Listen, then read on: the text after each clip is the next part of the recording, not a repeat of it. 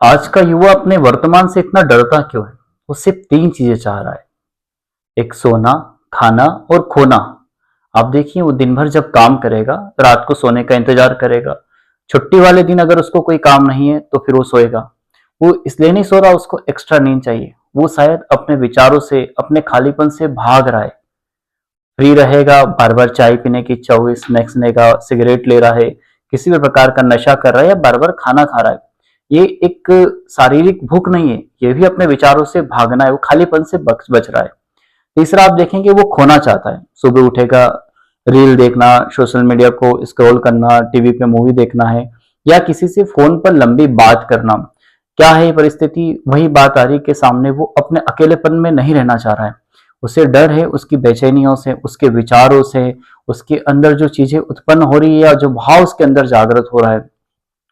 अगर हम देखेंगे कि अगर युवा या आज की नई पीढ़ी वर्तमान में जब जीना सीख लेती है, शांत रहकर उसी क्षण में जीना, बिना कुछ किए, तो शायद उसके जीवन में एक बड़ा बदलाव आएगा।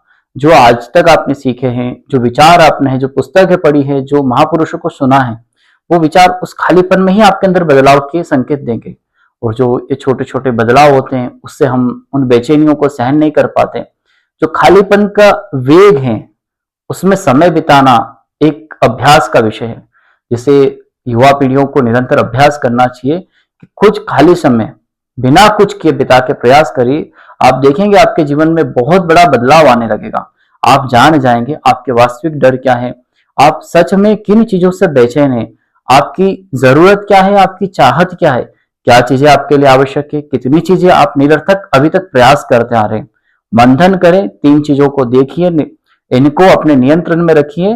फिर से दोहराता हूं, एक आपका सोना, एक आपका खाना और तीसरा खोना। खोना इट मीन्स डिस्ट्रैक्शन। और आपको करना क्या है? वर्तमान में बिना कुछ के शांत रह के वर्तमान को जीने का प्रयास करिए और अपने विचारों को स्वयं सुनने का प्रयास करिए। जय हिंद, जय भारत।